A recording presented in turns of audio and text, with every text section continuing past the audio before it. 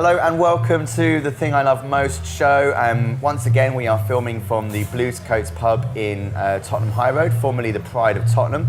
So you may hear some noises in the background because we have a working kitchen right behind us and we have a jazz afternoon happening downstairs. So lots going on. We had to film today, unfortunately, which is why we couldn't do our normal Monday night slot. But welcome everybody. If you've not seen the show before, we have a Spurs podcast and YouTube show. And obviously the thing that we do love most is being a Yid and being a Spurs fan. Yesterday was a bit of a struggle and we're here to dissect the game, to discuss next week's games against Inter and Brighton, and also to talk about our player of the week. Once again, I'm joined by Mike. Welcome, Mike. Hello, Noel. Back Lovely again, to see you guys again. Thanks for the fresh as a daisy after last night's work. Fresh is not a word that I can use at this precise moment in time. Wicked stuff. Wicked stuff. Okay, so let's start. Let's start with the negatives, being the actual result itself. Obviously, we want to try and work out what happened. We want to try and work out why we played so badly, which we obviously did.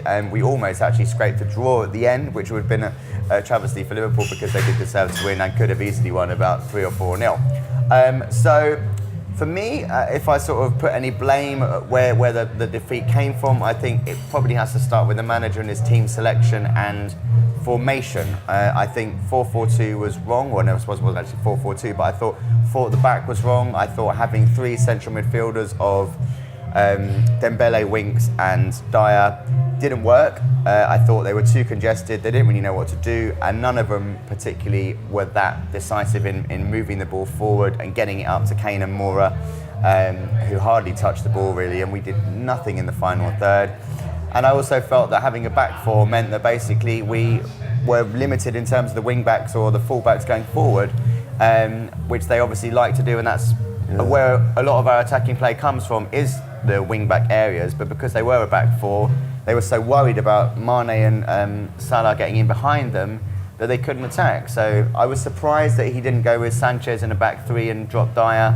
I don't really know what Dyer was doing. He didn't have a good game. I mean, who he did have a good game? Moura, you could say. Lamela when he came on. Yeah. We were struggling, and the statistics that Rodney shared and we shared earlier on, 112 misplaced passes and dispossessions in the game. I mean, that's not gonna help the game. But and they didn't even play well, did they, Liverpool? No, they didn't. You can't give a team of Liverpool standard that much mistakes. We basically gave them the game. But they had the potential to score 4 or 5, maybe even 6 against us. Without even playing well. Without even trying. I think the the Liverpool side of last year, they were so potent with their forwards, would have absolutely decimated us. And so there's something also a little bit different about Liverpool this year, because they're focusing a bit more on their defence and they've strengthened the keeper, and the focus is being more there, because I didn't see the same sharpness from Salah or Mane or any of them going up there. Even Firmino looks average, but even despite all the losing of possession, I think it's obviously a form thing with us, because so far this year, even with our good start that we don't normally have, I still didn't see the quality of performance out there. We haven't dominated any game. No. Which is rare, because we normally are quite good on possession, and we're also in terms of shots on target is normally quite a statistic of ours we're high on. It's something that's very consistent. And that hasn't happened this season. It's not happened. So maybe it's just a form thing. I don't know whether you can blame it on jaded, because all the players that were in the World Cup. People are mentioning fatigue. Yeah. People are mentioning that with Kane, but you know, for me, there was not the impetus there that we normally have for a big game. And they were obviously pressing us, but we weren't really pressing them. And to be fair to Dyer, him being on the left hand side, as a wing player, I didn't see how we could ever play. He's totally out of his comfort zone. He has to be in the middle. And people that say that he's got to be a centre half, he doesn't play well as a centre half. As a holding midfielder and a connector, that's the only time that he's looked impressive. But even that's not quite Yeah. there at the moment. I think he struggles. He's Yeah. struggling at the moment. He is. But he's not the only one. I Yeah, mean, but no, you know, that's we can talk about a lot of the team, Yeah, a lot of the yeah. players. I thought Yeah. Alderweireld was very sloppy in his possession. Yeah. I mean, you know, the stats just don't lie. You know, if you have that many misplaced passes, or can't. you know, and that can't. was throughout the team. That wasn't just Dyer. Yeah, I know. Do you know what I mean? That was Ericsson was poor, and I think. For me, it just came down to selection, and then there was something That was a wrong. big There was deal. something wrong, and That the was a actual big deal. I found that the team that ended the game with Son and Lamella on Yeah. was probably the lineup that should have started it. It was been a quite attacking lineup, Yeah. but you know, I think you have to give something. They even with all their possession that Liverpool had and all their chances, they still felt like, you know, we didn't expect to be here.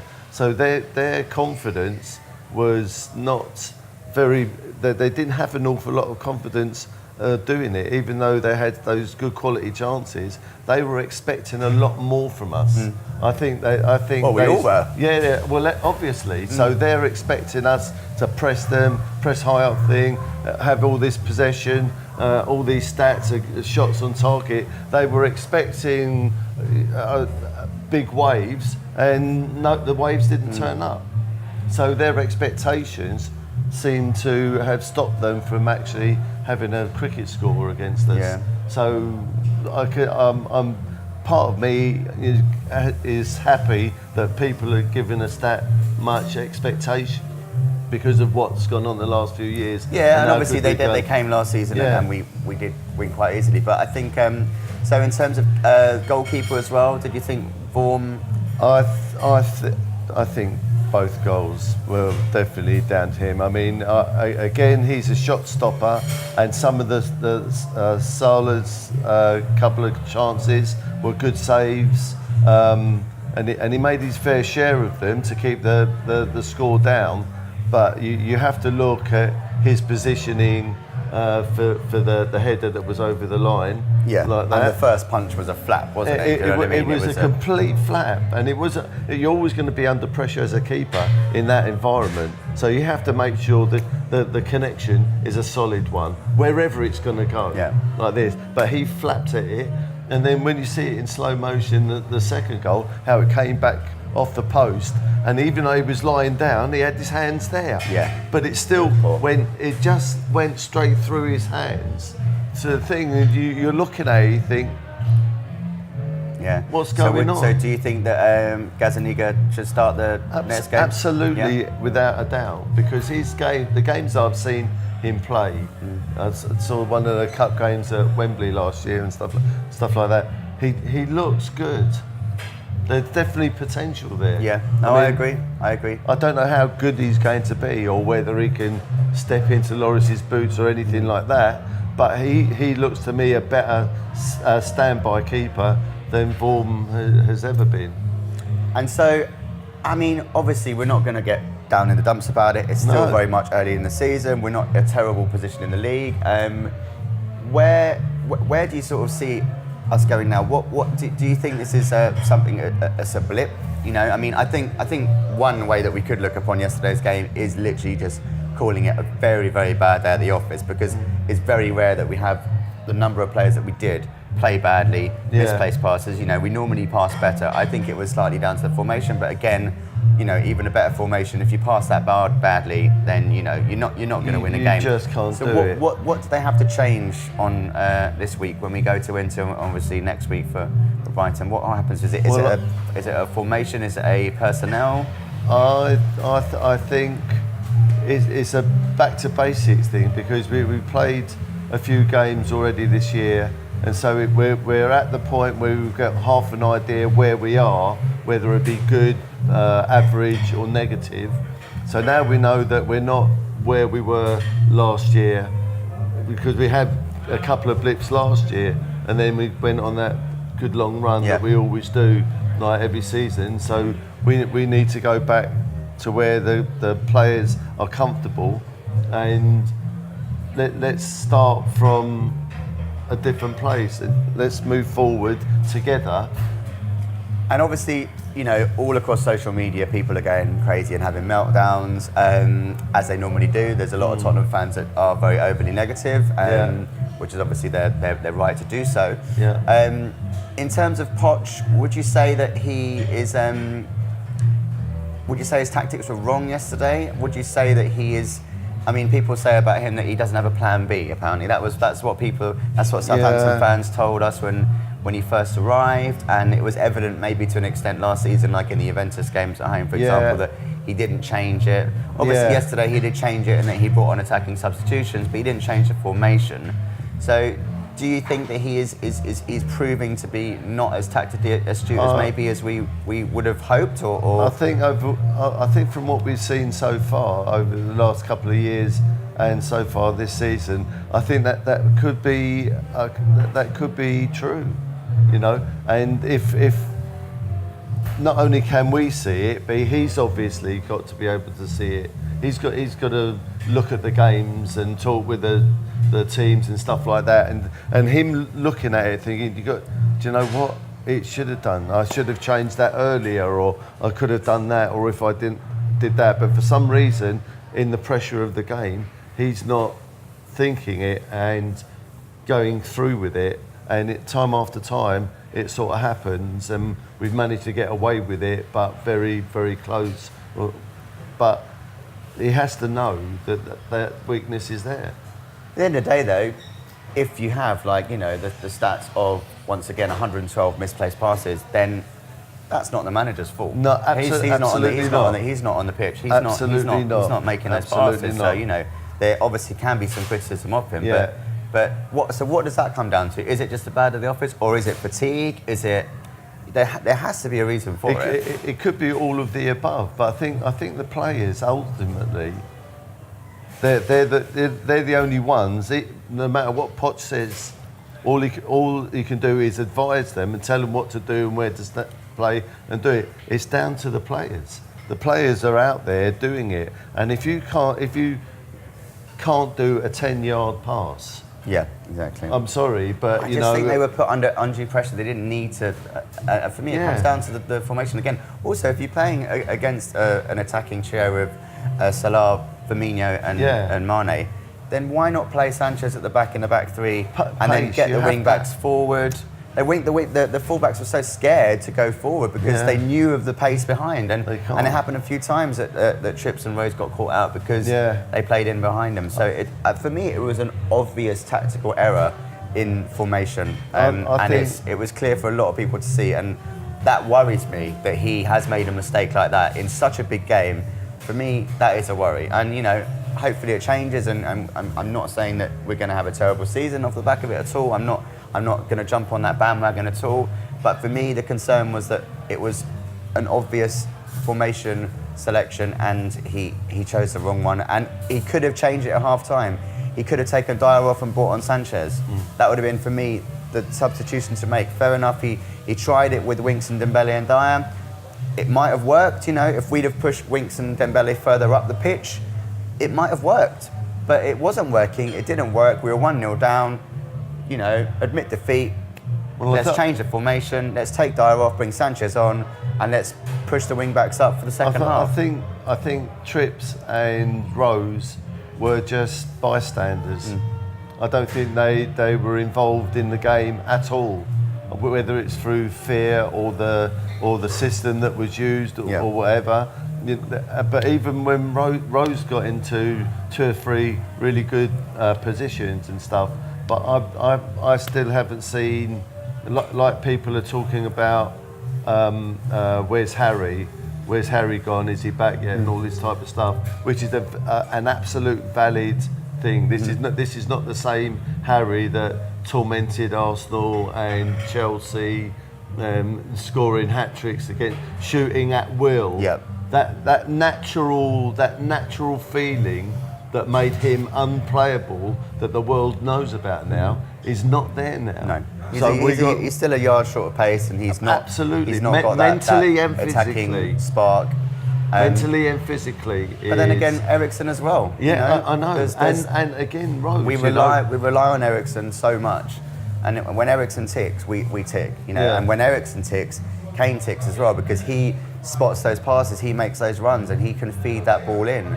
But when he doesn't do that, or when the wing backs aren't going forward, we have hardly any attacking threat. Because if it just comes from Dembele or wings when they're very central, or even Dyer, then it's very, very difficult to create attacks. When you're lumping long balls up to Mora, who's like shorter than me. When you've got 100, that stat of 120 odd passes a give, no one in that team is going to be involved. Yeah. Like whether it's at the back, whether it's on the wing backs, whether it's the midfield, whether it's the forwards, that's not cohesive. Mm-hmm. That's not a team working together. Do you think we missed Ali? Not so much, because I don't think he's one that knits it. He's one of the suppliers. He's a link-up man, I suppose, isn't he? You know, he's a link-up man. And also he's a bit of a threat around the box, which when we did have possession up there, we just didn't really have much. Maybe, like the one-off. But I think, I don't know, I'm just hoping that it's just a loss of form, which every team will have at different times in the season. Strange time to have it. And so I was still at the end of the game, and I'm looking at it, and I'm thinking, did that really happen like that? I'm looking like stuff that doesn't normally happen. Yeah. You know, like we've been maybe spoiled the last few years about the way that it's happened and taken for granted, and the first ball was right in there and it's right on the end of his foot. Yeah. And scoring like this, maybe we've taken that for granted.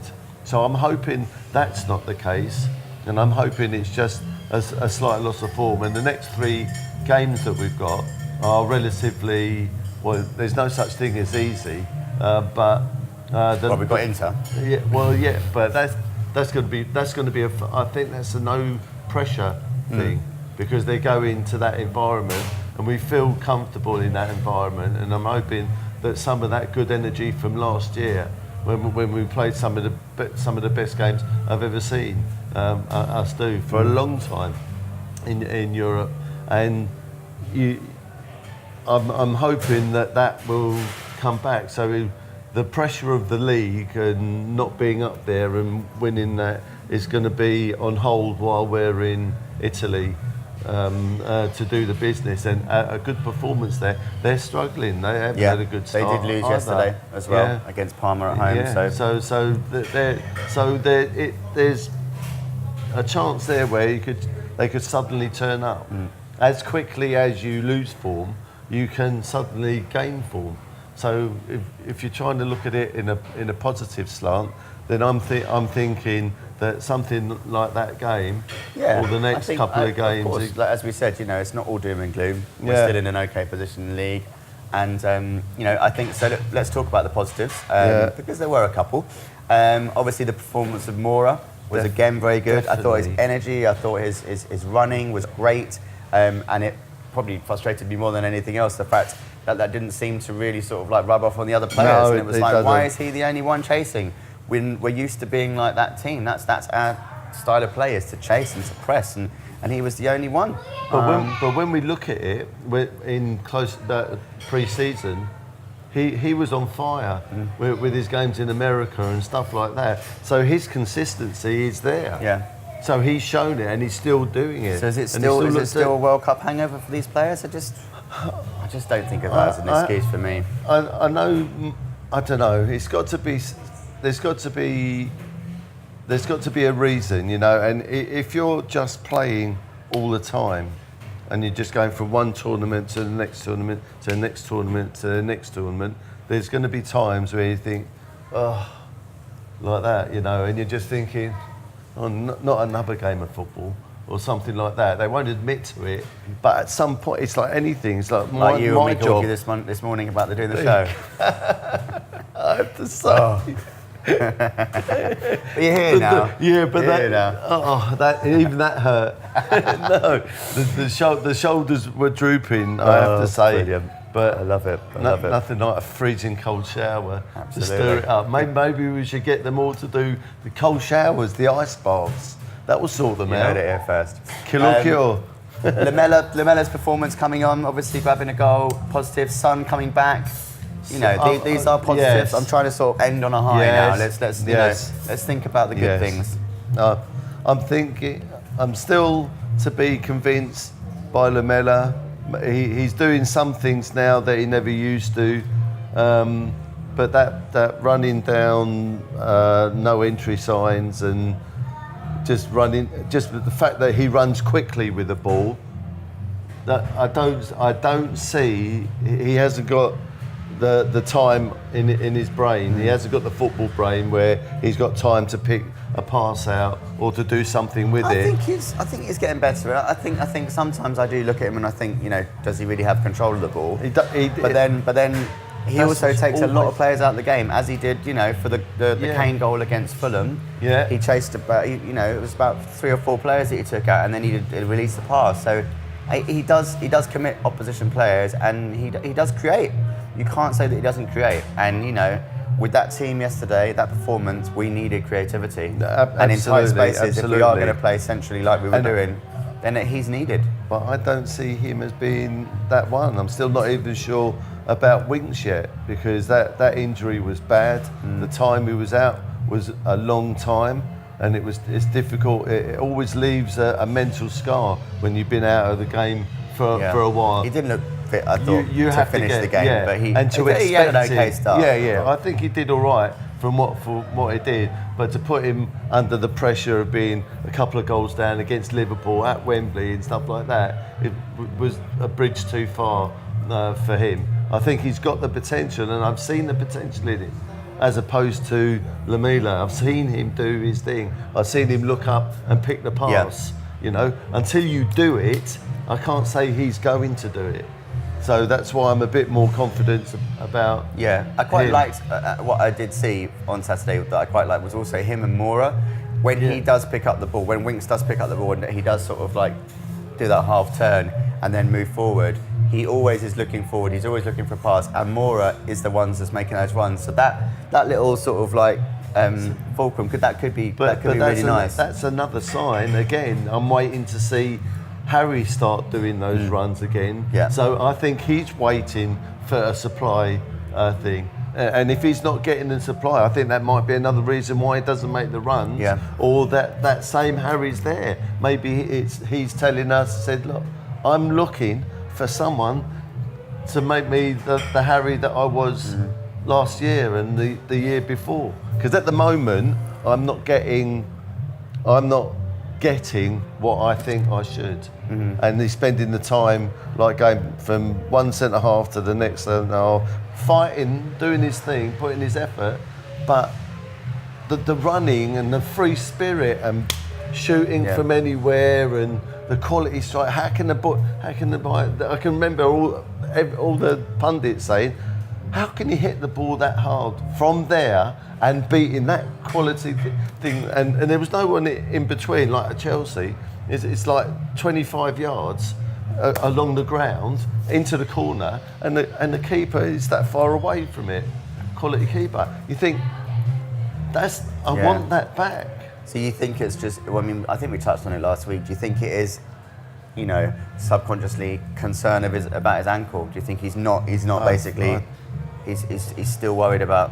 He's just not fully fit with it. I can only go by my experiences, and I when I was playing decent football, and I did my cruciate ligament, and I didn't realise how serious it was, and it took me best part of a year to get back. And the first season after that, the head, whereas I knew what I could do and what I couldn't do. It was never quick, but I could pick any pass out, could run forever, that's it, centre of midfield. And so it was, I don't know, maybe it was a semi-final towards the end of the season, and I just picked this pass out. I chested the ball and hit it without even looking, thinking that my mate was going to be, that's where he'd normally be, and that's how good we are together, like this. Controlled it first time and scored, and that got us through to the final. And then I thought, I'm back. And that's it. So it took the whole season, me second guessing myself and all this type of stuff. Those injuries that they do, everyone, it affects different people different ways. Some people just don't care. They go out and they're the same. Yeah. That's fine. But some you've got to go through a little journey and say, because you've got to be comfortable that the knee's going to be all right. That I can do a heavy tackle with it, and it can take a heavy tackle. So you've got all this stuff that's got to go through your head before you think, do you know what? I don't have to think about this anymore. Because to play at that standard and the standard that Harry plays, he can't be thinking about anything else. Of course. Apart from getting on the end of one of Dele Alli's through balls or something like that and putting it in there, putting in the net. So it's not that easy in hindsight. Okay, so it's time for the Player of the Week, where we talk about a legend from years gone by and discuss what they mean to us, what our memories are of them, and how we think they will perform and do in today's team. So we're going to talk about your choice, which was Dimitar Berbatov. Well, it has to be said. He was a legend, wasn't he? Absolutely. And my guilty pleasure are players. They don't even have to be Spurs players, but they not only have all the physical aspects. It's the speed of I think people overlook the brain and the speed of the brain. And when people have got it, it's such a natural, fluid thing. And Berbatov was one of them. It was like breathing for him, like at Bergkamp's and stuff like that. The actual game was just so easy. And it's like Bergkamp's goal, against us at England, when the ball was booted out from the back, and while all the defenders are up there looking at the ball, he's looking inside one side, looking back at the ball, looked at the keeper and thought, yeah, I think I'll put it over him. Then the touch is there, one touch, it's there, and he puts it in, and everyone stood there, and it's gone and in the net. And I just think, that's it. That for me, that's the golden spoon. The thing that you're special. The actual game, you make it look absolutely easy when it's not. And so Berbatov was one of them, because he was. We didn't know what to expect when we bought him. Was it 10 million or something like that? 10.9 million, 2006. I just remember his touch. He was literally like he had, like you can get like a Velcro boot or something, and then it was like the ball was made of Velcro. It could come from anywhere, any height, and he would just pull it down. Anywhere. And it was just like incredible touch. You could literally just pump it up to him, and he would just like trap it and bring other players in. It was really incredible. And again, it's not just the touch. The first touch is everything. The higher up you get in football, it's about the first touch. That's it. And his first touch was brilliant, but it's not just that. It's his brain. As the balls were coming over, how many goals did he get from volleys, first time volleys, before the balls hit the ground? So he knows where he's going to put it, and he just thinks, do you know what? I'm going to make it difficult for them. They're expecting me to touch it and shoot, but he just hits it first time.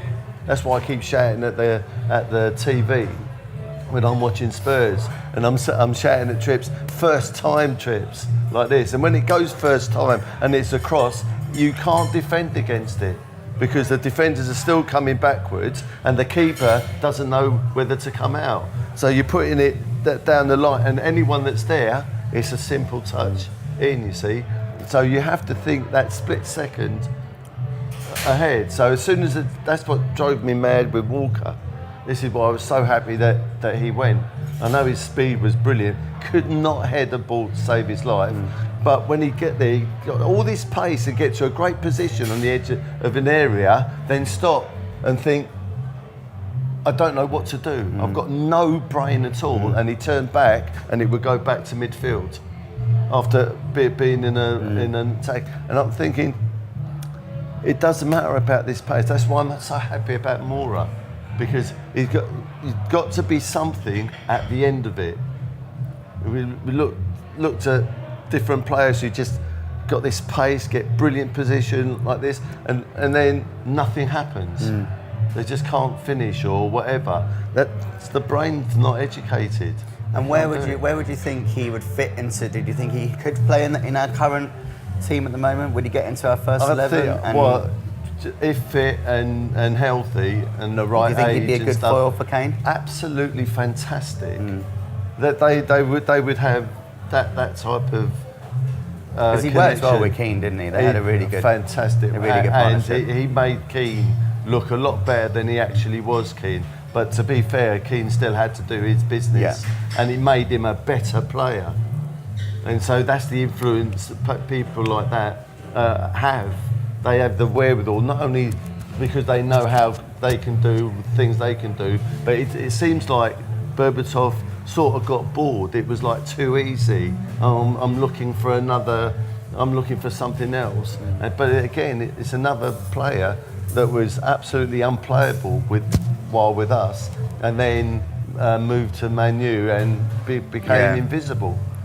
So he signed for us for 10.6 million. What do you think what his value would be in today's obviously very inflated transfer market? Last week we spoke about Chris Waddle. We said I think it would be about 40 million. In the past we mentioned Jurgen Klinsmann would have been, I think I said about over 100. So what are you thinking for me personally, for and my soft spot for players like that, definitely be in the 100 millions. Wow. Okay. Without a shadow of a doubt, because he can do things like Bergkamp could. He can do things that nobody else can do, like the very best players can. Yeah. Like the Messis and stuff. They can do stuff a lot quicker. And like you said, make the game look easy, which he did. It was like a walk in the park for him. That's it. And it's there. Anyone that knows anything about football, like that, you look at it, you think, no, he's going to struggle. He's not going to make that. All these type of things, we know, watching all this football, but there's some you think, like that, you know. I mean, I'm not going to say anything rude about it, but it's a good feeling. Yeah, sure. I mean, you look at it and it's a good feeling. You think, yes, all day long, absolutely. No, that's it. Let's go and get married.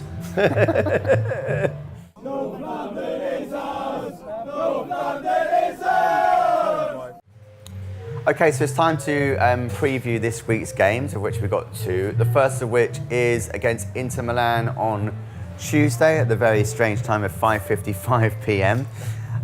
So what are your thoughts on the game? How do you see it going? Personally, I think the Inter of sort of 18 months ago would have been a quite difficult side, but they've lost a couple of their stars, and they haven't had a very good start this year. So I'm feeling quite positive about it, because you can't really call it a no pressure game because it's the Champions League. But I mean, it's away from the Premiership with our last couple of performances, and so it's something a little bit fresher, different, on the continent, somewhere new. So it's almost like a fresher sort of environment. So I've been really pleasantly surprised by our European performances. I did not see that coming, even with the quality that we've shown in the Premiership with our consistency. I didn't see like Real Madrid and those games. I didn't see that coming. I didn't see that as being on the horizon. So that it sort of got me.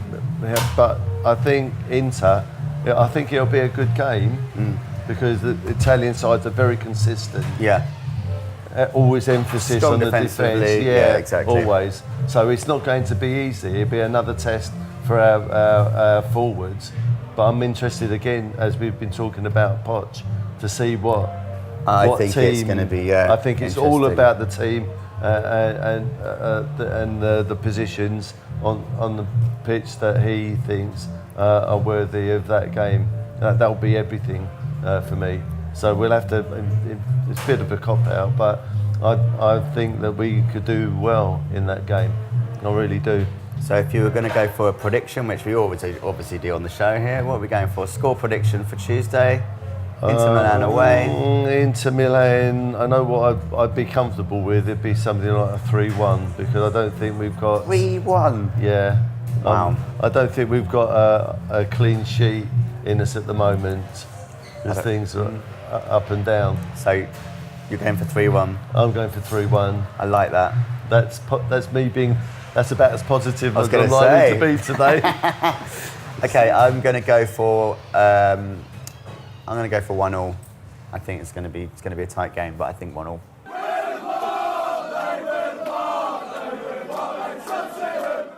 Okay, so we are now up to the final part of the show, which is the preview to the Brighton game. Now, normally we have an opposing fan that we're able to discuss the game with, but we struggled to find a Brighton fan who wanted to come on, so unfortunately it's just us discussing the game. It should be a good game. I'm looking forward to it. I think Brighton are quite an entertaining team to watch. Yeah. I think there'll be goals. What are your thoughts on Brighton as a team at the moment? Very consistent sides. They've done another one of the sides from the lower half of the division that ability-wise are starting to catch up the higher teams. And so I can't see. I know Brighton is the next game, but I can't see an easy game. No. In this division now. They're good at home, aren't they, as well? The fans are unbelievable down there. Yes. They've got a lovely vibe about the place, well-run club, and they're getting what they deserve. They're doing things the right way. It's no red card issues or anything like this. They're very confident, and they go out and give 100% every game, and that's all that you can ask. But I still, again, I'm trying to be positive. I like the positivity. It's you all just right. carry on, sir. There's nothing wrong with being positive, Absolutely. even for me. No, it's got you out of the bed this morning. Well, that's it. Yeah. That's enough of that. Okay, so what are we thinking score-wise? Do you think they're going to bag a goal, or do you think we can get a clean sheet? Do you think Murray's going to pop up? I'm still a bit worried about getting a clean sheet, but I think if we're going to start getting clean sheets, this is as good a time as any, because they haven't got the same quality of forward. So I'm thinking a comfortable 2-0. Comfortable 2-0. I like that a lot. I think I'm going to say 2-1, but I think we will win, and I think we'll hopefully regain a bit of form. I think have a good performance against Inter might help. Yeah. Get a bit of confidence back. So I think it's a good shout. Yeah, as easy as a bad performance can breed negativity. Yeah. One good performance against Inter or even against Brighton could be exactly. All of a sudden, Spurs are back, and it'll be the same thing. Like everything's all right. And fingers crossed, because this show has not been fun. No, After it's defeat, not. This show is not fun at all. So two defeats on the trot. Exactly. Yes. Sorry. It's not me. So thank you once again, Mike. Pleasure to have you on. Always a pleasure. Look forward to you coming on again. Yeah. So thanks for everyone for Always watching this week. Apologies, the result couldn't be better, but hopefully we weren't too negative and we analysed it quite well. So if you do want to get involved in the show, we are always welcome to have more people coming on, either in the studio as Mike did or via video link. The contact at thethingilovemostshow.com is the email address. You can also get in touch with us on Twitter, Instagram and Facebook. It's TTILM Show. And we hope you've enjoyed it. And please subscribe on YouTube and share the video if you like. And we'll see you next week.